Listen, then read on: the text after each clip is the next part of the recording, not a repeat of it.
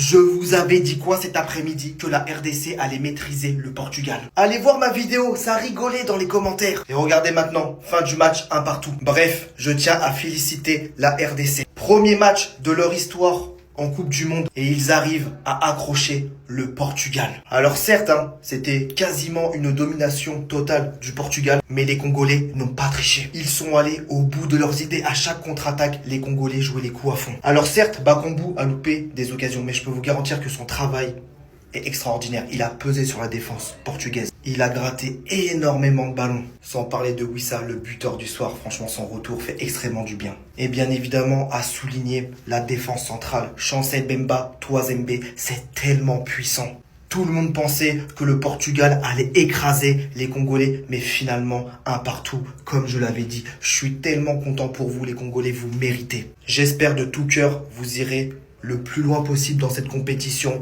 Vous pouvez vous reposer sur une défense solide. Alors oui, je trouve que les transitions offensives sont à travailler, mais dans la globalité, vous avez fait un match solide. Je veux la même énergie que le boucan que vous avez fait pour l'Espagne. Je veux absolument la même énergie. Si vous ne savez pas regarder les matchs de la Coupe du Monde, j'ai ce qu'il vous faut au plus. En plus ça, vous avez une réduction avec mon code KB10, film, série, match. N'hésitez pas à foncer. Tout d'abord, félicitations aux Congolais et c'est limite dommage, parce qu'ils auraient pu finir avec la victoire. Mais quelques imprécisions techniques au niveau du dernier geste, de la dernière passe. Bakambu qui a préféré tirer au lieu de faire la passe sur quelques actions. Mais est-ce qu'on peut réellement lui reprocher ça? Pourtant, c'est un match qui avait mal commencé pour le Congo. Eux qui avaient opté pour une défense à 5 se mangent un but de Neves à la 8e minute. Faudra m'expliquer le lien d'âme qu'il y a entre Neves et sa petite taille et les buts de la tête, parce que c'est impressionnant. Toujours dans la bonne zone. Les Congolais ont continué de suivre leur plan, malgré le fait qu'à un moment il y avait 81% de possession pour le Portugal. Ça a fini par payer. Wissa, buteur de la tête sur corner. Juste à la détermination qu'il y avait dans ses yeux, les gars, il n'y avait rien à faire. Faudra parler du fait que CR7 prend clairement en otage sa sélection, mais je ferai une vidéo sur lui. On m'a parlé du meilleur milieu de la compétition, mais moi tout ce que j'ai vu c'est un Bruno Fernandes qui était abandonné, qui était le seul à jouer vers l'avant, un Neves qui est très souvent dans les bonnes zones pour finir, et un Vitinha qui joue en arrière et qui ne prend pas ses responsabilités, malgré le statut qu'il a actuellement. Comme je l'ai dit, je veux la même énergie. Le Portugal n'avancera jamais s'il joue toujours sur CR7. Arrêtez de jouer sur CR7. Pour CR7, vous n'avancerez pas comme ça. Vous avez une équipe de malades mentales. Vous avez le meilleur milieu sur le papier au monde. Je peux vous assurer que le jour où les joueurs et le staff vont considérer Ronaldo comme un joueur normal, sans prendre en compte que c'est le GOAT, le Portugal jouera mieux. Parce que dès qu'un joueur a le ballon, c'est pour la donner à Ronaldo. Et ça nique tout. Et moi, je sais de quoi je parle. Parce qu'à Manchester United, en 2022, c'était la même chose. J'adore CR7, mais je suis désolé, dans un collectif, c'est compliqué. Les gars, attention, la RDC, peut-être que c'est... Mais défensivement, ils ont été solides. Et puis, quand t'as un bloc bas avec 6 défenseurs, c'est compliqué aussi de trouver des espaces. Parce que quand tu débutes avec Bernardo Silva sur le côté, c'est compliqué. L'entrée de Conceição, elle a été fameuse, les gars. Elle était vraiment très bonne. Et potentiellement, le meilleur Portugais ce soir.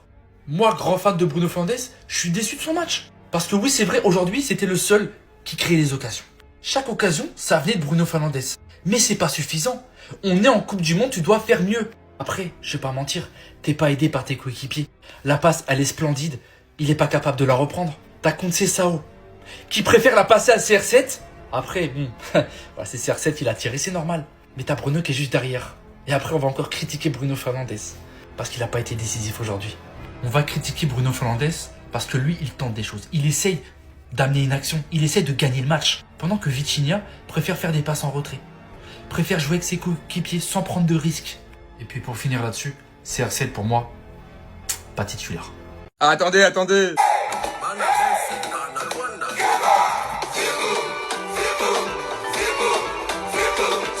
Maîtrisable.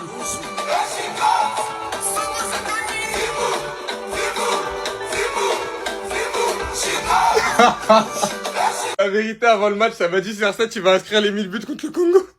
Eh les gars, j'ai envie de crier. Je suis tellement heureux, l'équipe, vous avez pas idée. Match nul, mais pour moi, l'équipe, c'est comme une victoire. À la 6e minute de jeu, sur un centre, on a João Neves qui a ouvert le score. Et pour le coup, après cette ouverture ultra tôt dans le match, tout le monde nous voyait dehors. Tout le monde nous voyait complètement enterrés, car en soi, les Portugais avaient la maîtrise totale, la possession, etc. Mais honnêtement, en tant que Congolais, je pense qu'il y aura pas mal de Congolais qui seront d'accord avec moi. On y croyait parce qu'en soi, on voyait des choses. De les ressorties de balles, on arrivait à produire, on arrivait à avancer. Mais c'est juste que malheureusement, dans la dernière passe, dans le dernier geste, c'était pas au rendez-vous. Et juste avant la mi-temps, sur un magnifique centre de Masuaku, si je dis pas de bêtises, on a Wissa qui est venu marquer le but de l'égalisation. Et après ça, faut le dire, en deuxième mi-temps, on a géré. Match de bonhomme, on aurait pu s'imposer, les gars, jour de fête.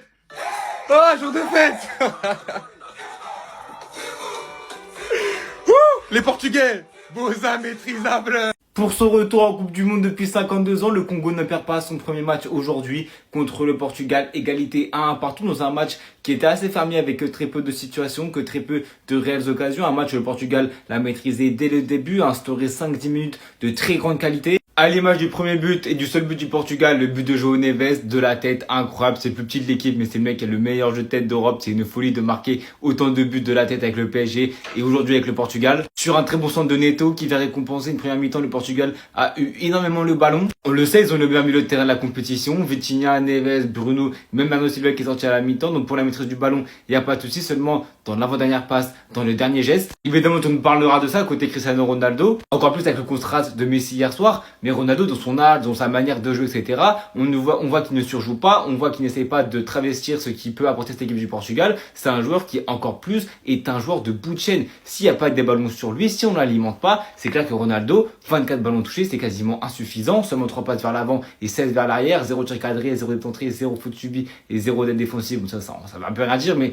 c'est un joueur de bout de chaîne. Il faut l'alimenter, que ce soit par les centres, appui remise. On avait quelques situations, quelques décalages. Malheureusement, ça appuyait peut-être pas assez sur lui. Mais les RDC, par contre, ils n'ont pas démérité. Le but de Yohan Wissa à la toute fin de la première mi-temps de la tête. Une RDC qui a été bien meilleure en deuxième période, mais qui même en première mi-temps a eu quelques fulgurances, quelques contres rapides qu'ils auraient pu clairement mieux gérer, mieux négocier. Vu la domination outrageuse du Portugal, on va pas dire que ce nul est immérité côté RDC. Franchement, en deuxième mi-temps, avec plus de justesse, de meilleures intentions de jeu, on a vu la RDC être un peu plus conquérant, prendre un peu plus de risques, aller plus haut sur le terrain, mettre en danger cette équipe du Portugal aussi. Ils font clairement honneur au continent africain. Quand tu vois que l'Algérie a perdu, que l'Afrique du Sud a perdu, eux, non, c'est égalité. Enfin, c'est une très grosse équipe du Portugal. Évidemment, rodage. C'est un premier match, bien sûr, il ne faut pas tirer des conclusions hâtives. Mais c'est clair que dans la production de jeu offensif, c'est un peu le parallèle comme l'Espagne face au Cap-Vert. Deux équipes africaines face à deux favoris européens à la Coupe du Monde. Deux équipes qui sont très portées conservation de balle, très portées qualité technique, jeu court, mais qui offensivement, sur les côtés, ça manquait un petit peu de vivacité, d'explosivité. Est-ce que Conceição peut apporter ça avec Pedro Neto et avec Leao, comme peut le faire Lamine Yamal et Nico Williams? Franchement, c'est deux parallèles qui seront intéressants et les prochains matchs seront très très intéressants aussi parce que c'est vraiment un groupe intéressant, ce groupe du Portugal avec l'Ouzbékistan et la Colombie. Il n'y a que les Parisiens qui sont autorisés à répondre. Si vous avez trouvé le match de Pedri exécrable contre le Cap-Vert, que peut-on en dire du match de Vitinha? Répondez-moi, les Parisiens uniquement. On était assis devant la télé, il y avait BeIN, il y avait aussi M6 gratuit. C'est-à-dire, il y avait deux chaînes. J'ai swipé entre les chaînes pour être sûr que j'ai pas une version différente de Vitinha. Zéro occasion créée sur la première mi-temps. Mais il y en a qui vont me dire qu'il a fait un bon match aujourd'hui. Vous tirez, nous aussi on tire. Voilà. Vous avez vu comment ça fait mal, hein? À critiquer les joueurs à tout va, des trucs. On va rentrer dans celle-là pendant le mondial, on va tous mélanger. On va tout mélanger. On va prendre match par match. Il pourra être bon sur le prochain, mais aujourd'hui, à l'instant T, Vitinha a fait un mauvais match et j'ai allumé la télé, j'ai vu de mes propres yeux. J'ai pas regardé sur Flashcore, j'ai vu. Qu'est-ce que vous allez répondre? Qu'est-ce que vous allez répondre? Je vous écoute, on vous attend. Parlez! En fait, on va toujours avoir les mêmes images. Mbappé, Haaland, Messi. Et nous, pourquoi on a ça, nous? Et le pire dans tout ça, c'est que tout va lui retomber dessus encore. Et bien évidemment que tout le monde va parler de cette passe reçue en pleine surface au lieu d'aller à Bruno Fernandes. Ronaldo prend l'initiative et tire. Comme si Cristiano Ronaldo n'avait pas la meilleure capacité de finition de cette équipe. On peut dire tout ce qu'on veut, oui, du joueur qu'il est, on peut littéralement être déçu. Mais à quel moment maintenant, s'il vous plaît, on va commencer à parler de son équipe? Parce qu'à part ce but de João Neves, d'ailleurs incroyable, hein, de son petit gabarit, on se demande toujours comment il arrive à prendre une telle hauteur sur son adversaire. Il a un jeu aérien qui dépasse la norme. À part ça, à part João Neves qui vient inscrire le premier but. Le Portugal, c'est littéralement moins de tirs que le Congo. Ce match. Qu'est-ce qu'on attend en fait de Ronaldo à un moment donné? Le type a 41 ans, bientôt 42. On sait qu'il servira toujours d'excellents points d'appui, d'excellents finisseurs. À quel moment vous pouvez attendre de lui, durant 90 minutes, les mêmes déplacements que Messi qui a 2 ans de moins que lui, les gars? Sachant que dans le football, et à cet âge-là surtout, mais ça compte tellement. La vérité est que je pensais que l'équipe s'était enfin motivée. Tous réunis pour offrir ce premier mondial à Cristiano Ronaldo, tous ensemble. Et je suis juste déçu en fait. Un jeu stéréotype. Pas d'envie, pas d'ambition. Aucun danger à porter. On peut rien attendre en fait. Mais quel match de Cristiano Ronaldo! Comment a-t-il fait pour...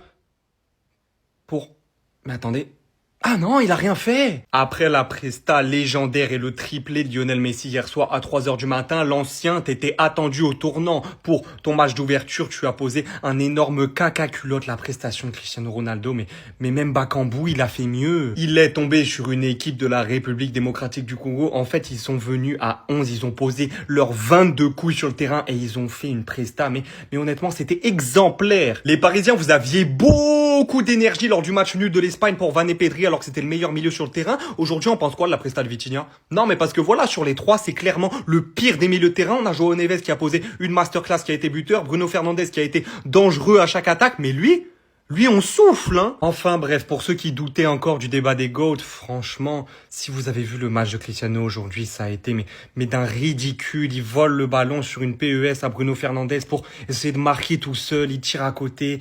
Il a créé zéro occasion.